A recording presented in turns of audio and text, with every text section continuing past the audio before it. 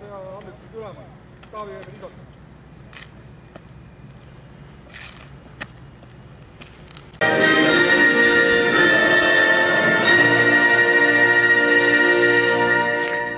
Kolleetod Mõts, kes nüüd lahkub ametis, on pidanud viimase 4 või 3 aasta jooksul juba 3. ametikohta vahetama. Väga ootamatult.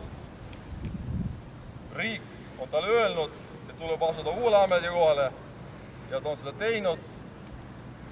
Paljud, kes saades teada, et nüüd ta peaks minema uuele ametikohale, mõtlevad igasuguse põhjuse välja, miks ta ei saa seda teha, miks tal on maja siin, aga mitte Pärnus, miks ta ei saa siin teenida, aga ma tahan Tallinnasse ja nii edasi.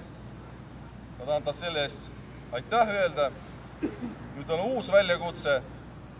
Ta oleks võinud, ta astus brigaadi poole pealt, teise brigaadi rongi peale, ütleme niimoodi.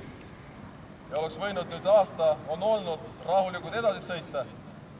Aga öeldi, et ei, nüüd tuleb doktriinidega tegeleda. Lugeda ette kaitsejuhataja käsile. Mis nii ära kindral?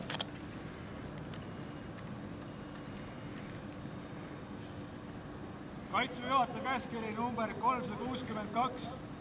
Vabastan kolonelleitnant Enno Mõtsa teise jalaväebrigaadi ülema ametikohalt ning nimetan Kaitseväe peastaabi nõuniku doktriinide alal ametikohale. Vabastan kolonelleitnant Eero Revo Kaitseväe peastaabi ülema asetäitja ametikohalt ning nimetan teise jalaväebrigaadi ülema ametikohale. Brigaad, hallal!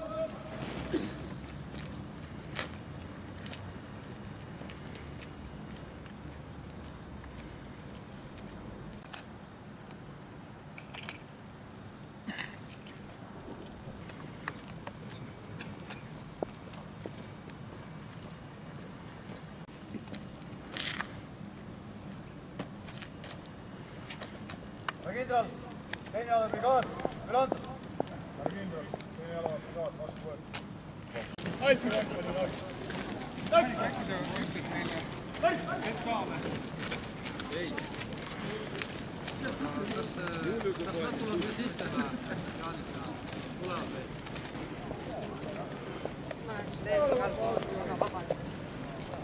Kuidas võtta kokku see aeg teenistuses teises jalaväebrigaadis? Tervist! Et see oli nii-öelda esimene kord, kui teine brigaad aktiveeriti ja ühelt poolt siin üsna palju aeg kulus pigem selliste töörutiinide ja protseduuride nii-öelda paika loksutamisele. Aga loomulikult on uue struktuuri osa loomine huvitav.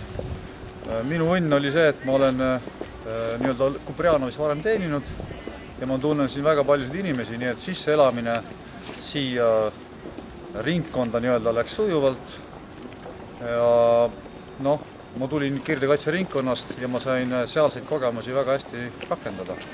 Loomulikult on brigaadi edasi arendamisel veel päris palju tööd teha. Tahtsingi küsida, et on midagi välja tuua, mis pooleli jäi, mis eriti nagu võib-olla hinge kriibib, mis jäi tegemata? Võib-olla ei kriibi hinge, aga nii-öelda selline visioon on olemas, et ka teine jalabrigaad peab minu hinnangul saama sellist igapäevast kokkupuudet sõdurite tasanditel ka soomukitega ja mul on tunne, et võimalused selleks on täiesti olemas. Seda esiteks ja teiseks brigaadi staabitasand peab saama praktikat ingliskeelses töökeskkonnas ja ka selleks on tegelikult esmased kokkulepped juba saavutatud. Mida soovida uuele ülemale? Lipp kõrgele, tegelikult järgmine selline mainis lippu, pisik eesmärk ongi kõigepealt brigaadil lipp saada ja siis koondada jõud ühisele tegevusele. Et ka teise brigaadi ülema õnn on nii-öelda selles, et ta on ju endine Kuprjani jallapataljoni ülem ja tulles peastaabist on ta saanud väga palju kogemusi, et nüüd väga edukalt jätkata brigaadi juhtumist. Kuidas nüüd edasi? Milline on uus tööpõld? Uus tööpõld on väga raske ja ambitsioonikas. Et doktriini loome Eesti Kaitseväes on mingis mõttes täiesti harimata põld.